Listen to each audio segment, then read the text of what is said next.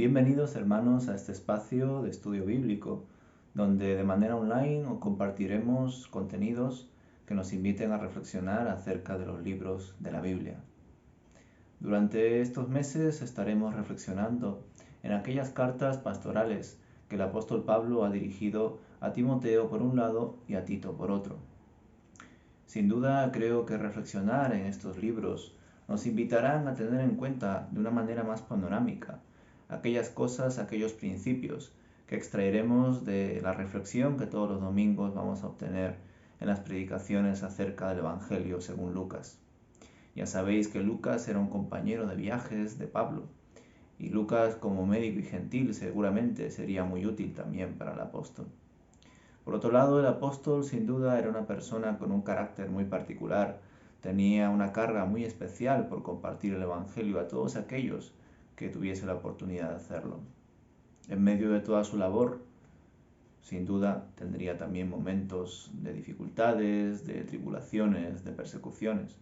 Hasta incluso en la segunda carta de Timoteo veremos cómo el apóstol Pablo muestra su frustración al darse cuenta cómo algunos colaboradores en el último momento de su vida, en los últimos tiempos de su ministerio, le abandonan o le traicionan, ¿verdad? Pero bueno, más adelante reflexionaremos en todo ello. Por ahora quisiera comenzar con la primera carta a Timoteo, concretamente con el capítulo 1, versículos del 1 al 11. Al abordar esta primera carta a Timoteo, sin duda debemos considerar varios aspectos. Ya sabéis que el libro de los Hechos, un libro que también se entiende que el autor era Lucas, es un libro que nos va a ayudar a contextualizar varias cartas, por no decir casi todas, del apóstol Pablo. En este sentido, cuando queremos descubrir quién era Timoteo, sin duda debemos atender textos del libro de los Hechos. Entre ellos se encuentran aquellos que están entre los capítulos 16 y al 20, especialmente en el capítulo 16, versículos del 1 al 3, donde ya se nos muestra el trasfondo de Timoteo. Más adelante, cuando hablemos de Tito, consideraremos otras menciones que aparecen en 2 de Corintios o en Gálatas. Pero volviendo al tema de 1 de Timoteo, ya sabéis que sin duda hay aspectos necesarios de abordar antes de entrar como tal en el contenido de los mensajes del apóstol Pablo, de los versículos. Por un lado está la paternidad literaria o la autoría. Ya sabéis que sin duda hay discusiones entre los comentaristas y los biblistas acerca de cuál fue la autoría de cada libro que se encuentra en la Biblia. En este caso no vamos tanto a entrar en estos detalles, ¿verdad? Sin duda en las cartas hay una identificación de quién las escribe, y es posible que algunos tendrían pues sus compañeros, sus colaboradores, sus escribas, y sin duda habrán otros que por fechas y otros aspectos entienden que probablemente no haya sido el autor como tal el que haya escrito los libros, sino que haya sido un discípulo. Pero en el caso de Primera de Timoteo no hay tanta discusión como en otras cartas, como las de Pedro u otras que podría citar, ¿verdad? Así que en ese sentido lo dejaremos ahí, no entraremos tanto en discusiones sobre la paternidad literaria. Entre otras cosas porque eso no quita el significado de la carta, ni por supuesto la inspiración que hay detrás de ella. En cuanto al propósito, es bastante directo. El autor busca animar a Timoteo, un líder joven de la iglesia que conforme vamos leyendo entendemos que es la iglesia de Éfeso. Más allá de esto, también debemos reflexionar en la fecha de la escritura de la primera carta a Timoteo. Varios comentaristas entienden que probablemente haya sido escrita alrededor de los años 64 después de Cristo, posiblemente justo antes del encarcelamiento final de Pablo en Roma. Hay otros comentaristas y biblistas que entienden que quizá su fecha de composición se acerque más a los años 66 después de Cristo. Ya sabéis que el apóstol Pablo ha sido encarcelado en varias ocasiones y en algunas de ellas tenía semilibertad de poder salir o ser visitado, o en otras su pena terminaba y podía seguir visitando otras iglesias, ¿verdad? Así que bueno, más o menos por esos años oscila la fecha de composición de la primera carta a Timoteo. En cuanto al destinatario, bueno, se entiende que es Timoteo, aunque por supuesto esta carta personal se podría extender a la iglesia. Es más, de algún modo ha sido así, ha podido circular y ha sido preservado hasta este tiempo, ¿verdad? Para que nosotros en la iglesia de hoy podamos reflexionar en ella. Timoteo era un líder cristiano de segunda generación.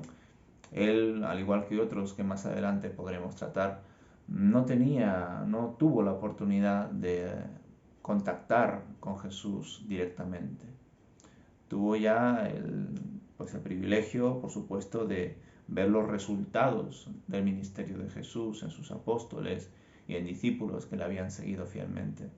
En medio de todo esto, pues sin duda, Timoteo tendría una relación muy cercana con el apóstol Pablo. Es más, en medio de todo lo que podemos ir leyendo sobre Timoteo y Pablo, sin duda vemos que este joven era uno de los protegidos del apóstol. Sin duda eso también poco a poco se encauzaría de esa manera, ya que el apóstol Pablo se llevaría pues varios golpes bajos de colaboradores que le engañan y le dejan abandonado. Ahora como tal vamos a entrar al análisis del contenido. Vamos a empezar con la introducción, con los saludos. Ya sabéis que últimamente, más que considerar versiones clásicas como la Reina Valera, con la cual he estado trabajando un montón de tiempo a la hora de estudiar e investigar, últimamente me intento mover por versiones más actuales y entre ellas la que por ahora me está pareciendo, bueno, modesta y clara es la Nueva Traducción Viviente.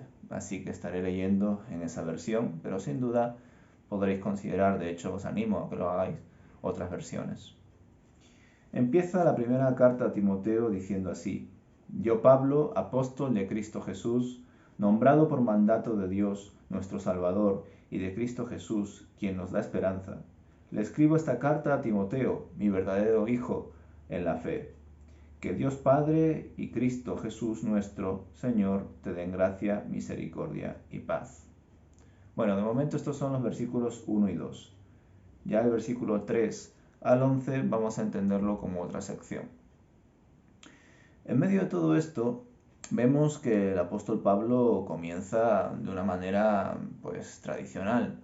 Empieza su carta identificándose a sí mismo como apóstol por orden de Dios, no por, vamos a decir, constitutivo de hombres o una especie de encomendación organizativa ni nada de eso.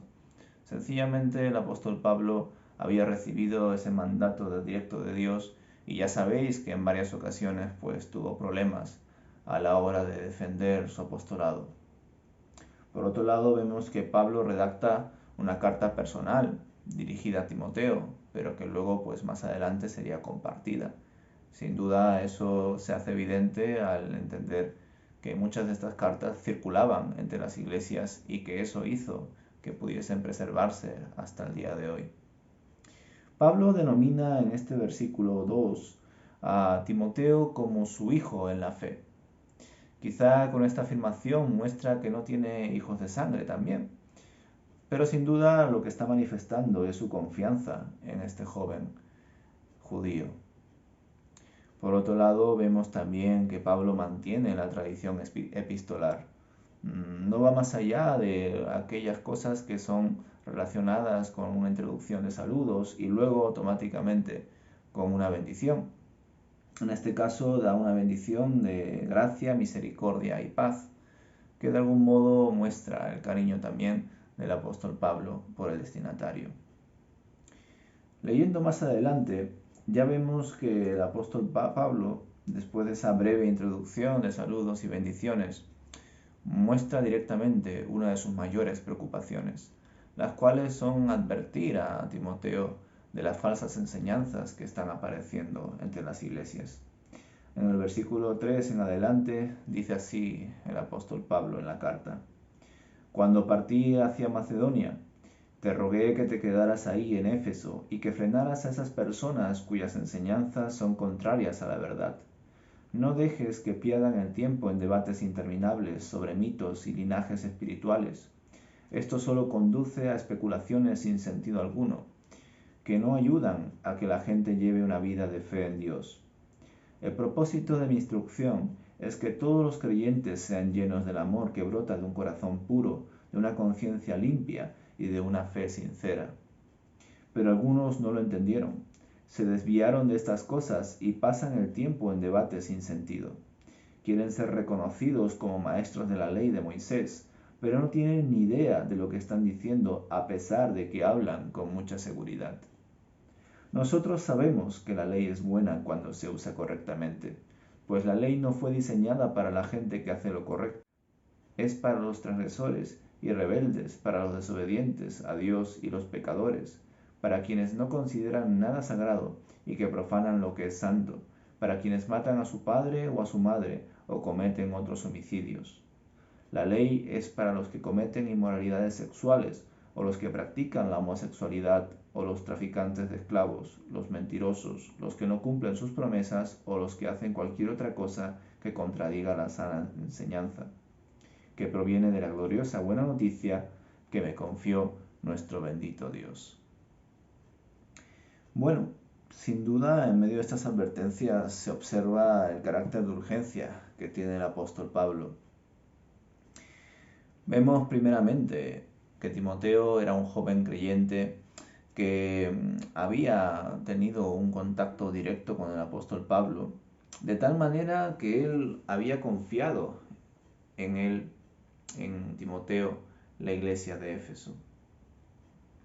Es posible que en este versículo 3 el apóstol Pablo esté haciendo referencia a su tercer viaje misionero.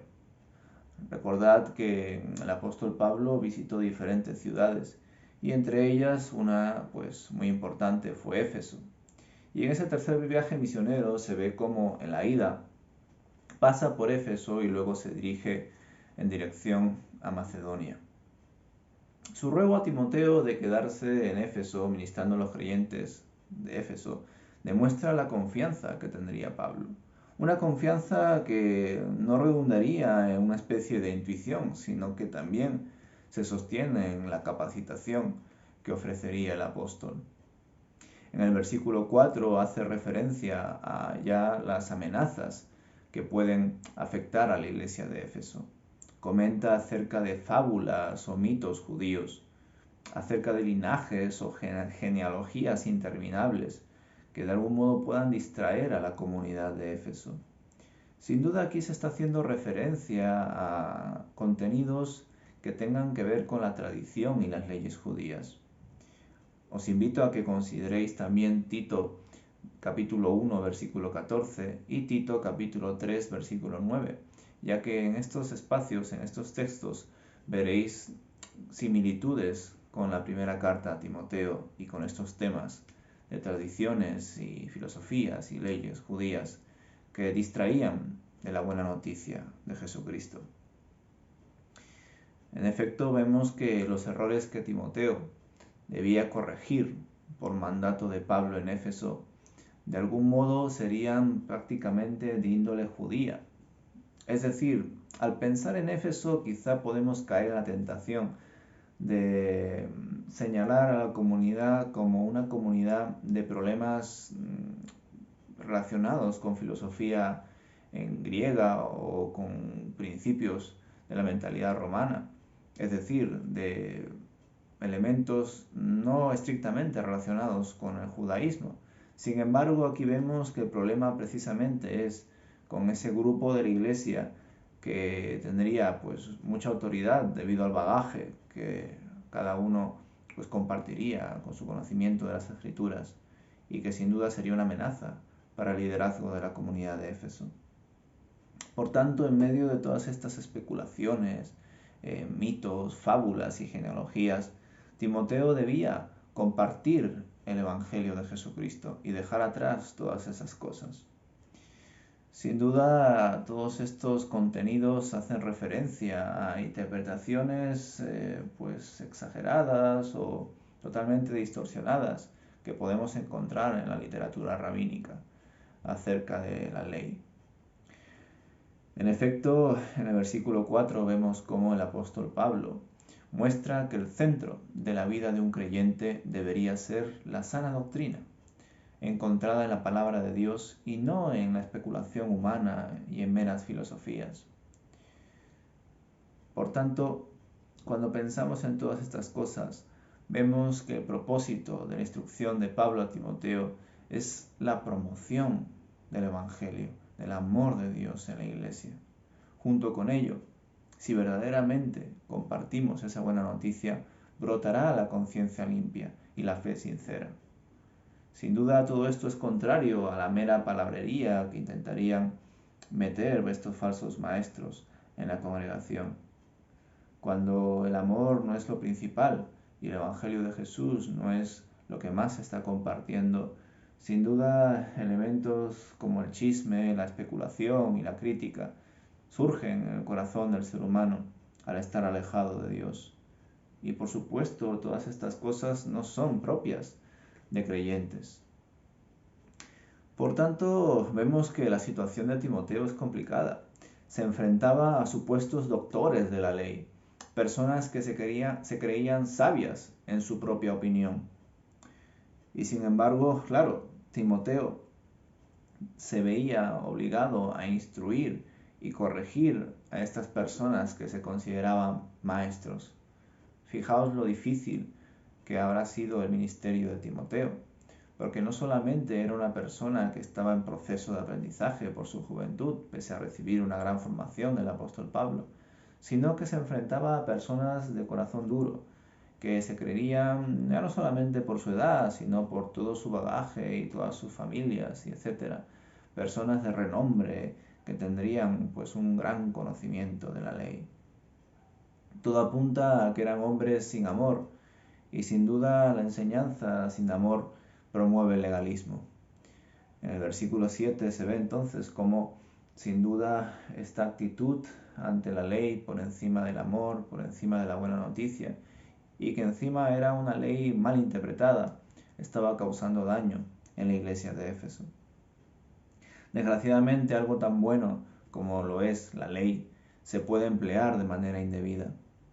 Su propósito es enseñarnos sobre lo justo y de algún modo identificar aquellas cosas que son incorrectas y que debemos corregir en nosotros como pecadores. Sin duda la ley no es para que los que están justificados en Cristo lo usen para criticar a aquellos que no lo estén, porque eso nos llevaría a señalarnos los unos a los otros y a caer en una especie de esclavitud legalista, como nos hace ver el versículo 8. Ya sabéis que al apóstol Pablo le encanta hacer listas de dones, listas de frutos, listas de ministerios. Y en esta ocasión, como no iba a ser de otra manera, en los versículos 9 al 10, el apóstol Pablo empieza a hacer listas de pecados. Pecados que están relacionados primeramente con esos mandamientos que se enfocan más en la relación vertical con Dios, del ser humano hacia Dios, y luego con aquellos mandamientos que hacen referencia a una relación horizontal entre un ser humano y otro ser humano, ¿verdad?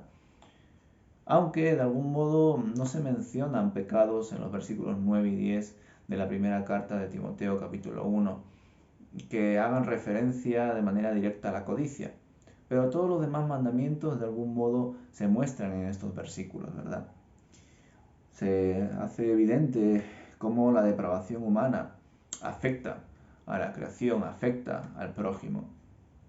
Pero en medio de todo eso, la ley busca que identifiquemos esos errores, pero no para que nos quedemos en esa culpabilidad, sino para que de algún modo nos demos cuenta de cómo por nosotros mismos no podemos salvarnos y a partir de ahí recibir, en este caso ya, la buena noticia, el Evangelio de Jesús.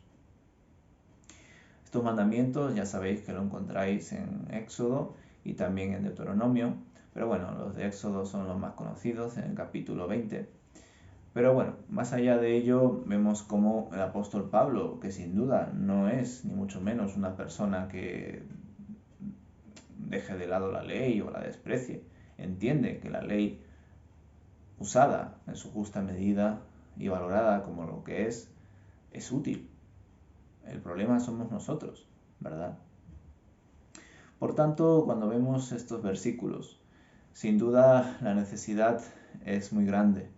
Cuando identificamos nuestros errores y lo hacemos de manera sana, de algún modo se hace necesario en nosotros algo más que señalarnos, algo más que señalar al otro para sentirme mejor conmigo mismo. Y eso es la exposición del Evangelio, el saber que Jesús dio el pago, que en Él se cumplieron todas las cosas. Por tanto, este es el contexto en el que empiezan las advertencias del apóstol Pablo. Timoteo, un joven judío y líder que tenía que exponer la palabra de Dios en medio de un entorno hostil donde habían supuestos doctores y maestros de la ley que ni siquiera lo eran en lo que ellos pensaban, sino que muchas veces se basaban en interpretaciones rabínicas e incluso gnósticas que de algún modo afectarían a la comunidad. Por tanto, a la hora de ya ver esta vista panorámica de estos versículos del 1 al 11, debemos ya a modo de conclusión, a modo de aplicación a nosotros, plantearnos diferentes preguntas, ¿verdad? Por un lado, pregunto, ¿se están dando espacios para el cambio intergeneracional? Es decir, ¿hay hoy en día Pablos que capaciten y deleguen su labor en Timoteos? Sin duda es una pregunta que deberíamos plantearnos, porque de algún modo parece que siempre hay esa visión de mantener lo que ya está hecho y no adaptarnos a lo que puede pasar en adelante, ¿no? Aspectos que puedan ayudar a la iglesia.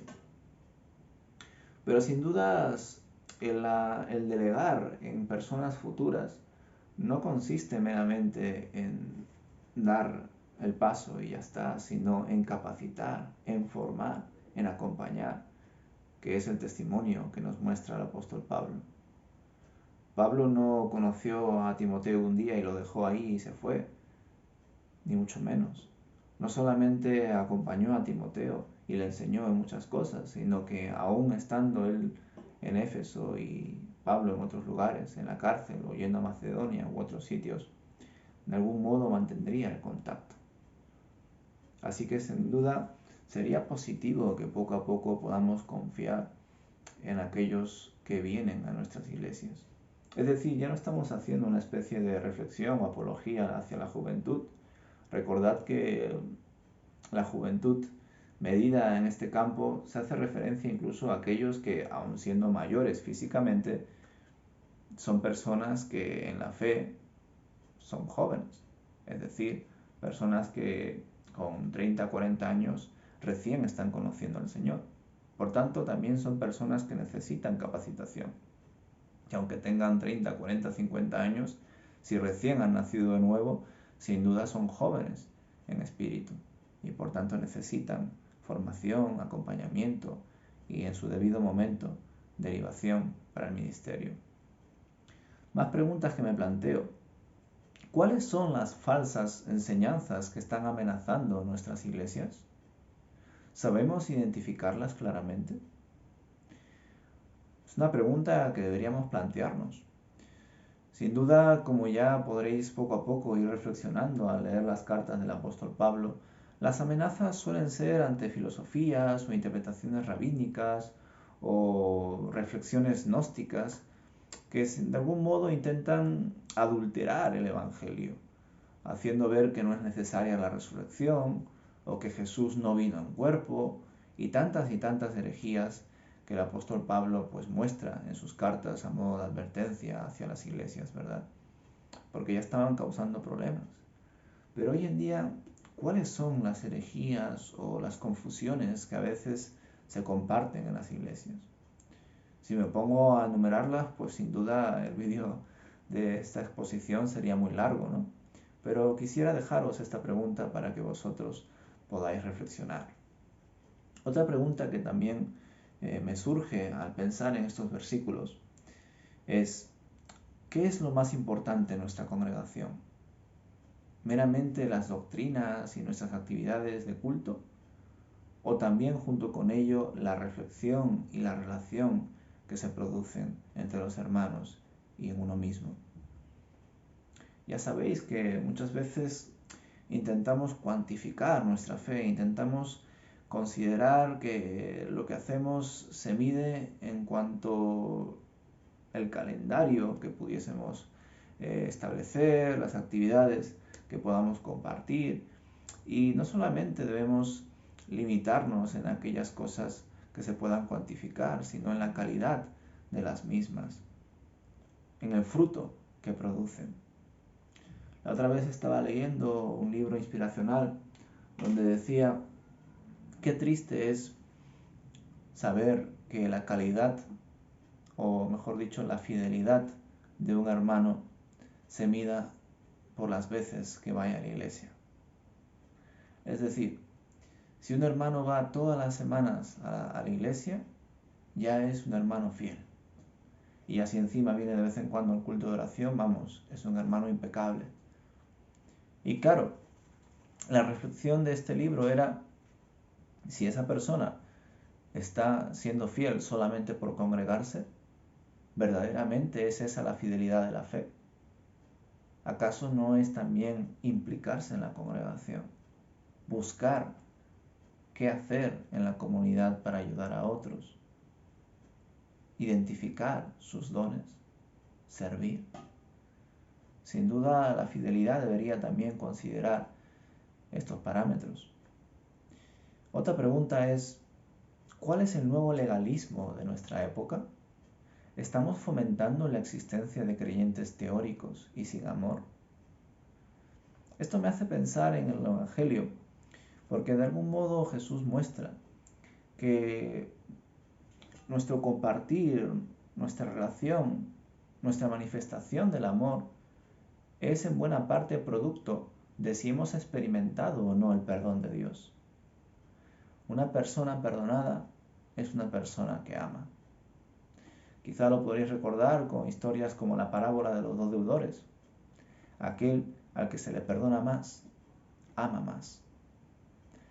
Por tanto, cuando a veces conocemos a personas que tienen un carácter como de frustración o como si tuviesen una especie de perspectiva de la vida negativa, o que no manifiestan su amor de manera natural, es posible que la persona no haya experimentado y reflexionado en profundidad en el amor de Dios, en el Evangelio, en todo lo que Jesús ha hecho por nosotros. Una vez más, no podemos cometer el error, porque sería legalismo, de afirmar o determinar que el amor es abrazarse o dar palabras de cariño o cosas así. Cada persona tiene la libertad de manifestar su amor de diferentes formas. Pero evidentemente estos maestros y doctores falsos de la ley no tenían el amor en ninguna parte. Eran personas que juzgaban y señalaban a otros por no creer y practicar lo que ellos mostraban y compartían a la comunidad. Por tanto, sin duda, quizá podemos llegar a caer en legalismos en nuestras iglesias, ¿verdad? Y os invito a que podáis pensar en ello. Un legalismo que no debemos verlo desde fuera, porque recordad que nuestro corazón muchas veces lucha con nuestra fe e intenta hacernos tender a actitudes que no nos convienen. El legalismo puede llegar a partir de uno mismo.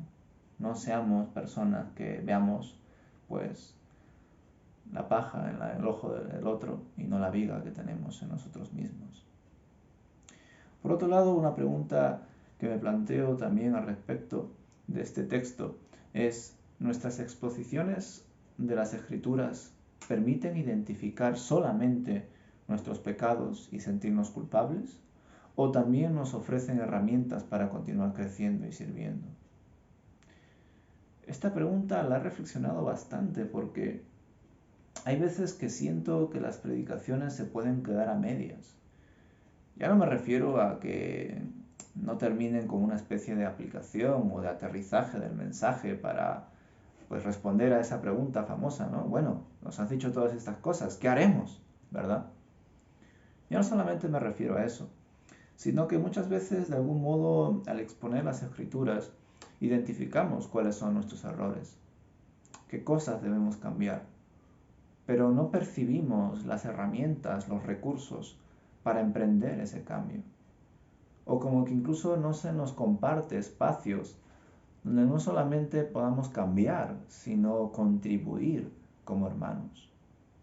Es decir, si hacemos exposiciones de la palabra de Dios acerca de la misión, acerca de la unidad, acerca del servicio de todos en la iglesia, pero luego no intentamos mostrar las herramientas, los recursos, todas las reflexiones que hay que realizar para dar ese cambio de verdad, pues estamos solamente construyendo corazones endurecidos, personas que de algún modo se dan cuenta de su error, pero luego no lo cambian porque no se les da la oportunidad de ello.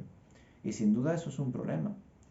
Hay que intentar dar herramientas y espacios para que las personas crezcan y maduren en la fe.